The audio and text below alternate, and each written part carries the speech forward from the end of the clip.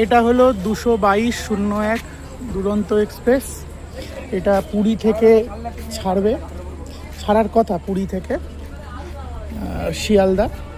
তো এটার টাইম ছিল পুরীতে 7টা সামথিং, 7টার পরে।